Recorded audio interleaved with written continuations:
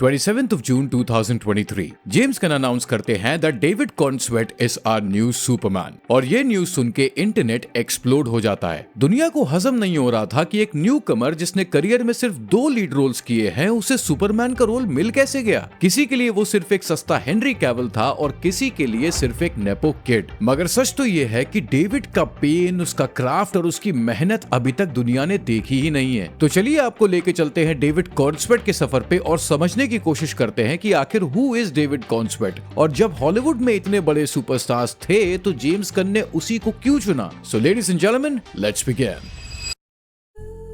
David Corenswet Philadelphia में पैदा हुआ एक एवरेज लड़का। डेविड के फादर जॉन कॉर्नस्वेट एक राइटर और एक्टर थे और अपने फादर से इन्फ्लुएंस होकर डेविड ने भी बचपन से कैमरे के पीछे स्टोरीज लिखना शुरू कर दिया। डेविड को राइटिंग और फिल्म मेकिंग में इतना इंटरेस्ट था कि ईयर 2011 में जब वो सिर्फ 17 साल के थे तब उन्होंने फॉलोइंग चेस नाम की एक शॉर्ट मूवी लिखी और सिर्फ लिखी ही नहीं बल्कि उसे डायरेक्ट भी किया और मूवी को एडिट भी किया, मतलब पूरी फिल्म अकेले ही बना डाली। उस फिल्म मेकिंग जर्नी के वक्त डेविड को रियलाइज हुई उसकी ट्रू पोटेंशियल और ये ड्रीम लेके वो चला गया जूलियट स्कूल ऑफ ड्रामा, जहां से ऑस्कर आइजैक और हमारे first big screen Superman Christopher Reeves भी निकले थे। डेविड के लिए ये ट्रेनिंग एक बूट कैंप जैसी थी जहां उसने क्लासिकल थिएटर, इमोशनल रेंज और स्टेज परफॉर्मेंस को कंप्लीटली मास्टर कर लिया। 2016 में डेविड ने अपना ग्रेजुएशन कंप्लीट किया और फिर शुरू हुआ उसके हॉलीवुड के दरवाजे पे नॉक करना, लेकिन उसे वेलकम नहीं मिला बल्कि उसे इग्नोर किया गया। डेविड ने एक इंटरव्यू में कहा था that sometimes they wouldn't even let me finish my monologue. Just a polite smile, a quick nod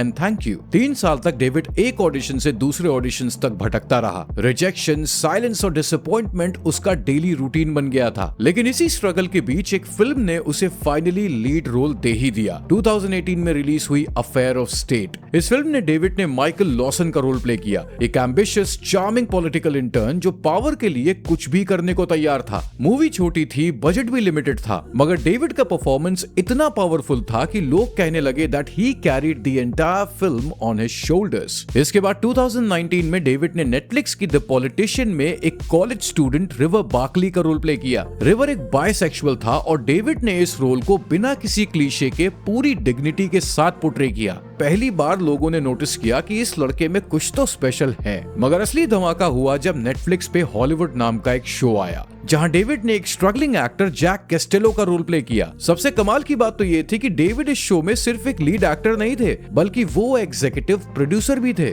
यानी डेविड को सिर्फ स्क्रीन टाइम ही नहीं बल्कि डिसीजन मेकिंग पावर भी मिली थी। अब आप सोचोगे कि ये कैसे पॉसिबल हुआ। दरअसल हॉलीवुड सीरीज के डेवलपमेंट में डेविड डे 1 से इन्वॉल्व था। उसने जैक कैस्टेलो के कैरेक्टर पे इनपुट दिया, कास्टिंग और सीन्स के टोनल बैलेंस पे भी उससे क्रिएटिव इनपुट लिया गया था, इसलिए उसे एग्जीक्यूटिव प्रोड्यूसर का क्रेडिट मिला। अब जहां डेविड को एक डायरेक्शन मिल रही थी तो वहीं वार्नर ब्रदर्स एक अलग ही टेंशन में थे और वो टेंशन था उनका DC universe.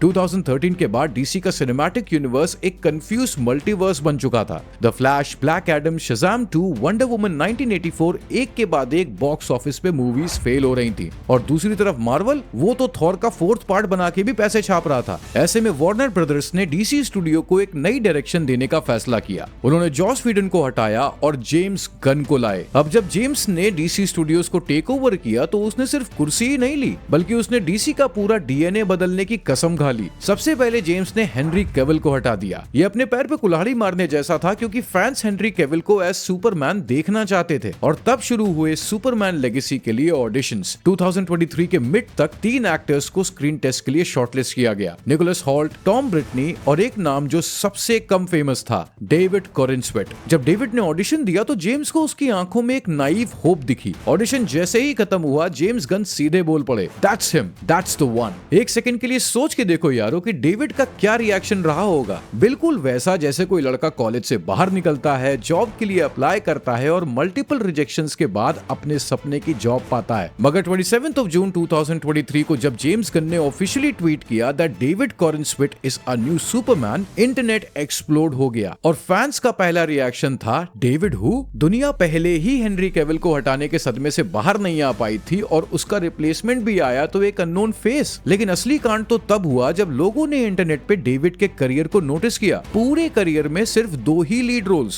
Meme page full activate हो गए और फैंस ने तो हेट की सुनामी चला दी। कोई उसे एक सस्ता हेनरी कैविल बोल रहा था तो कोई उसे एक नेपोटिज्म प्रोडक्ट मान रहा था। यूट्यूब पे भी वर्स्ट सुपरमैन कास्टिंग एवर जैसी बातें होने लगी और वो लड़का जिसने कुछ भी गलत नहीं किया, सिर्फ एक रोल जीता था, उसे कैंसिल करना शुरू कर दिया गया, जबकि अभी तक हमने उसका परफॉर्मेंस देखा भी नहीं। अब आपके दिमाग में एक सवाल उठा होगा कि हॉलीवुड में इतने बड़े सुपरस्टार्स होने के बावजूद भी जेम्स ने डेविड को ही क्यों चुना। दरअसल जेम्स कोई फ्लैशी डायरेक्टर नहीं है, वो सबसे पहले स्टोरी देखते हैं। नो डाउट हेनरी कैविल का सुपरमैन ग्रेट था एंड आई लव्ड इट, लेकिन वो एक बैटल हार्डन्ड सुपरमैन बन गया था। इसलिए गन को एक ऐसे सुपरमैन की तलाश थी जिसकी आंखों में काइंडनेस हो, स्ट्रेंथ नहीं। बाय द वे, मैंने हेनरी कैविल और क्रिस्टोफर रीव की स्टोरी ऑलरेडी चैनल पे कवर की हुई है। अगर आप उनको भी देखना चाहते हैं तो लिंक आपको इस वीडियो के एंड स्क्रीन पे, वीडियो डिस्क्रिप्शन में और पिन कमेंट्स में मिल जाएगा। और अगर आप भी सुपरमैन के डाई हार्ड फैन हो तो हमने कुछ carefully selected Superman T-shirts shopping cart में ऐड की हैं। डू चेक इट आउट और अगर पसंद आए तो